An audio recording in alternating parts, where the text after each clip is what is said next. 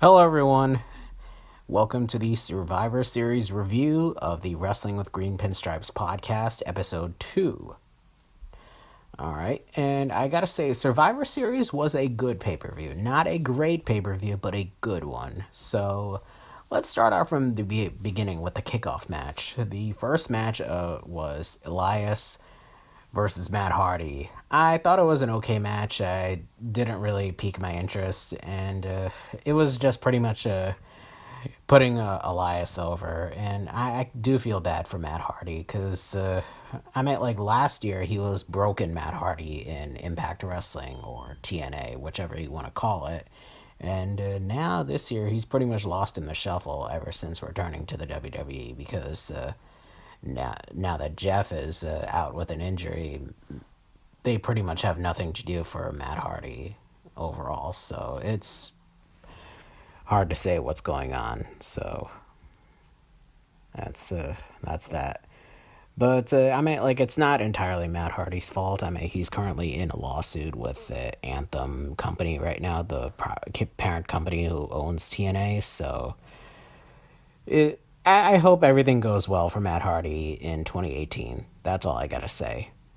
The next kickoff match was the Cruiserweight Championship versus Enzo Amore versus Kalisto. And again, nothing too special. Okay match. Enzo Amore retains the championship.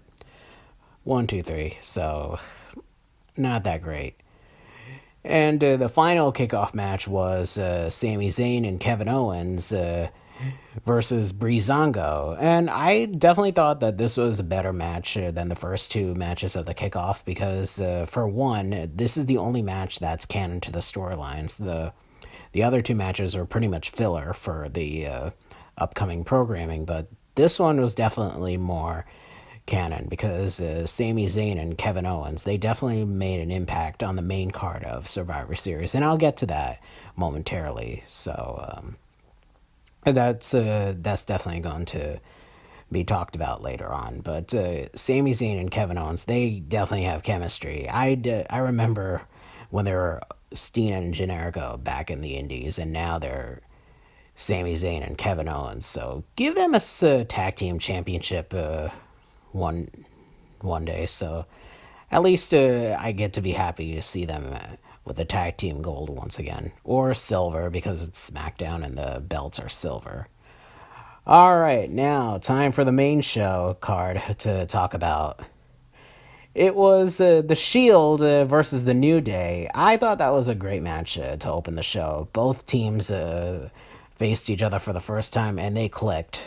I gotta say, this is something that I would never expect in 2017. A Shield reunion plus The New Day.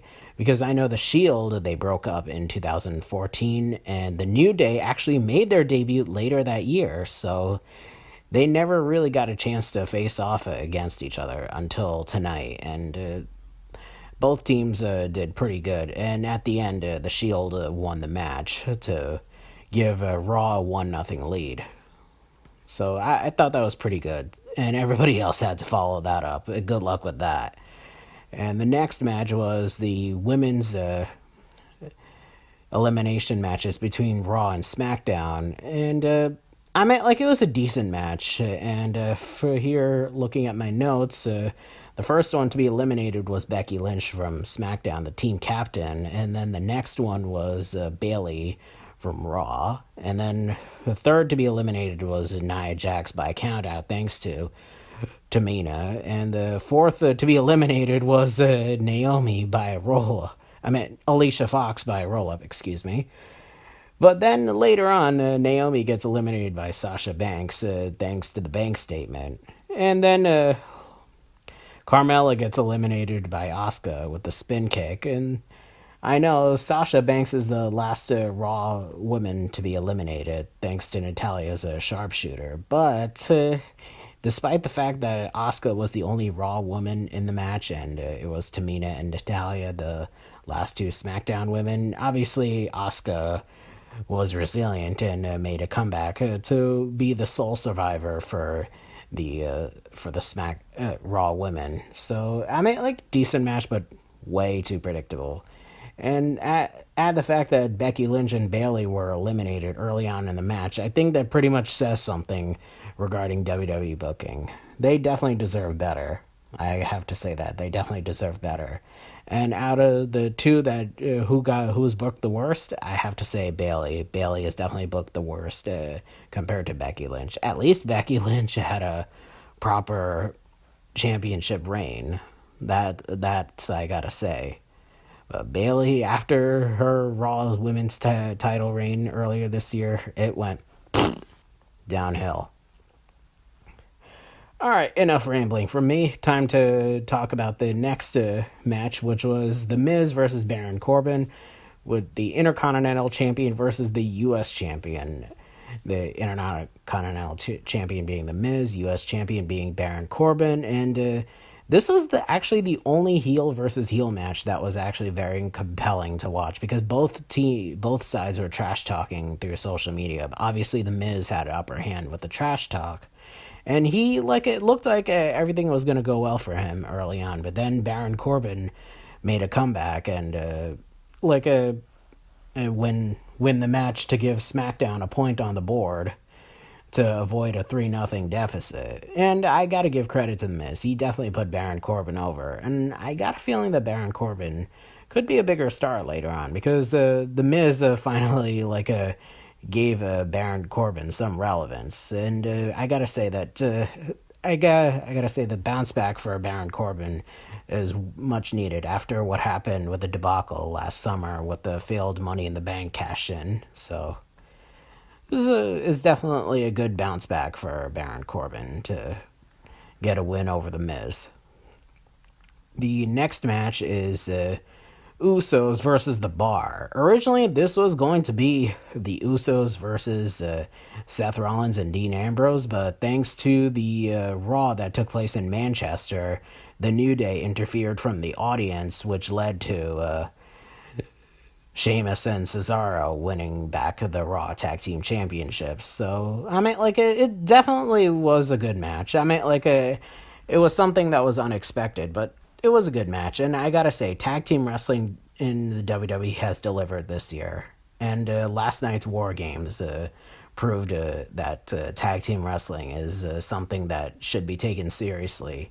I know that NXT takes it seriously, but I really wish the main roster would take it seriously as well. The next match was Alexa Bliss versus Charlotte, the Raw Women's Champion versus the SmackDown Women's Champion.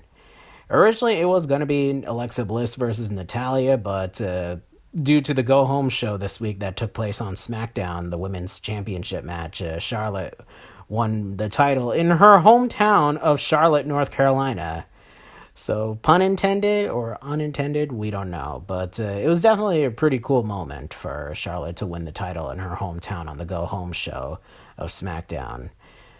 But going back to this, I gotta say, what a year a difference makes. Because last year, Alexa Bliss was on SmackDown, Charlotte was on Raw. Charlotte was, to me, boring at the time, and Alexa Bliss was something interesting, new, because, she was just brought up to the main roster last year, back in the late summer, so I mean, I gotta say that what a year difference makes, because ever since they both swapped shows, Alexa Bliss is still pretty compelling on the microphone, but she is not the funny heel that she used to be on SmackDown, so I kind of find her slightly boring, but not that much. And as for Charlotte, now she became likable.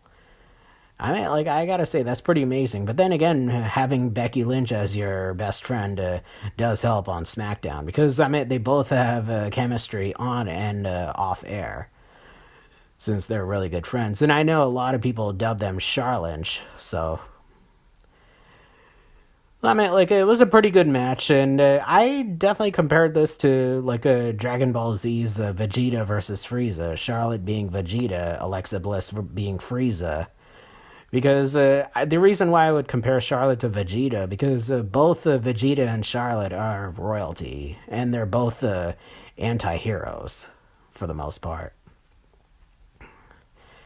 At the end, Charlotte wins the match. So Alexa Bliss's trash talking that took place prior to Survivor Series, now Charlotte put her in her place. And the final champion versus champion match was AJ Styles, the WWE World Heavyweight Champion, versus Brock Lesnar, the Universal Champion. It seemed like it was going to be a one-sided match in the beginning because Lesnar was like tossing AJ Styles around, but definitely it made things interesting when AJ put him some offense. So I meant it was one-sided in the beginning, but then it became balanced near the end. But obviously, Brock Lesnar had to win with an F5. I meant it was decent match, but really, why did Brock Lesnar have to win this one? I meant he's stale. He's boring. I'm sorry. He is boring. I cannot stand his Universal Championship reign anymore. I respect him as a competitor, but his title reign has gone completely stale. I meant last year, Kevin Owens' Universal Championship reign was much better than that, and it wasn't exactly perfect. Because I know Jericho did interfere a lot of Kevin Owens matches, but it was fun to watch him and Jericho team up together. They were like partners in crime. It was fun to watch, but Brock Lesnar's Universal Championship reign, it's boring. It is. It's completely boring. And prior to AJ Styles being the WWE champion, it was a lot worse on the SmackDown side because Jinder Mahal was the WWE champion prior to that. And it was going to be Lesnar versus Mahal early on. And there were rumors that John Cena was going to be the special guest referee. How bad was that going to be if that actually took place? I am so glad that WWE changed plans and made AJ Styles the WWE champion on the SmackDown in Manchester. I give them kudos for that. Finally, you reward us for something nice after sitting through Mahal's title reign. I meant in the beginning, I did want to see Jinder Mahal win the title just to see something new, but his title reign was a complete disappointment, and it was time for a change. So I am glad AJ Styles is WWE champion. So I meant even though Lesnar won, I am on the side of AJ Styles. He is the better world champion for the entire WWE. I mean, at least he's interesting. And the final match is between the Raw men and the SmackDown men. And John Cena made his return on the SmackDown side of things. So it was kind of a interesting match, but it was way too predictable because first of all, Raw had Braun Strowman. So I mean, when you have that guy in your side, I mean, there's pretty much no chance that SmackDown was gonna win because for the first time, I mean, there is no Ellsworth to foil Strowman this time because now Ellsworth is gone from WWE. So I know that Shinsuke Nakamura and Bobby Roode were eliminated by Braun Strowman.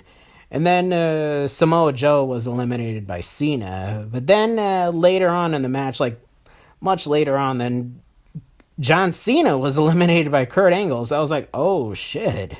I mean, SmackDown is going to lose because now you got your ace out of the match. And John Cena is pretty much the ace of the WWE overall. Despite being on SmackDown, I think he is the ace overall. So when the ace is gone from the match, you know you're in deep shit.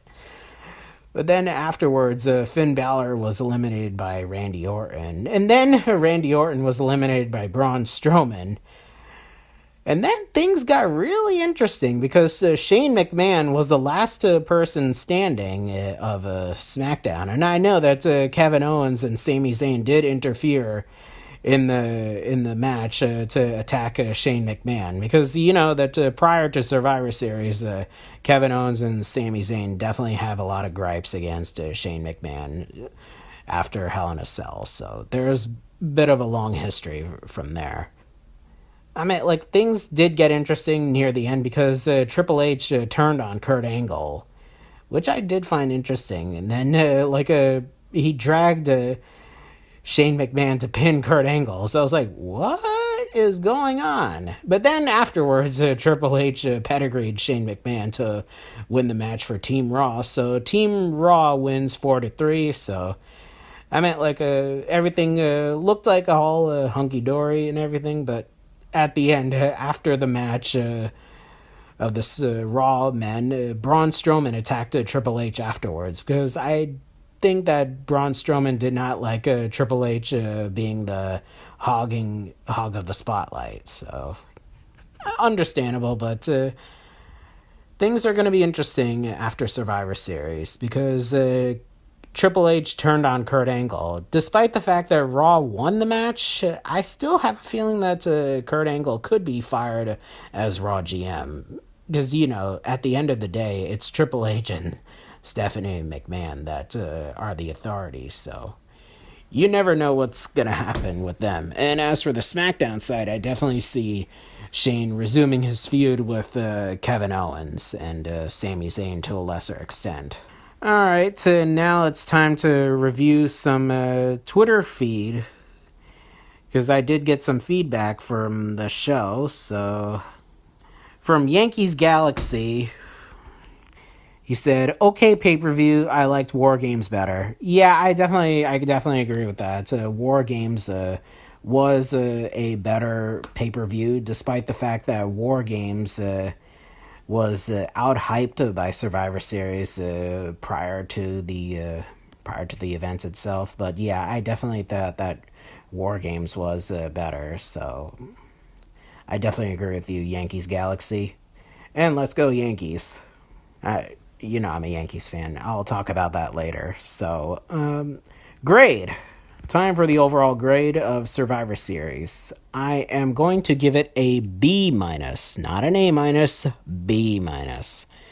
Because I thought that there were a lot of good matches, but I thought it was a little bit too predictable. So, I meant like predictability can get a little bit boring. So, I did not like the predictability of the men's and women's elimination matches. It was pretty much everyone knew that Raw was going to win. So I mean, like, what's the point of SmackDown putting up a fight when Raw was going to win the entire thing? I don't get it.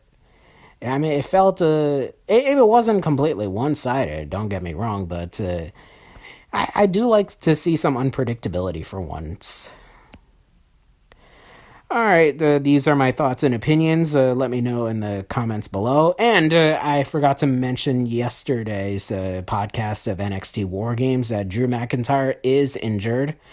He did suffer a shoulder injury. I found out after I recorded the podcast yesterday. So I will give you an update probably on the Raw review tomorrow. So stay tuned for that. Enjoy the rest of your day, and I'll see you on the next podcast. Take care, everyone.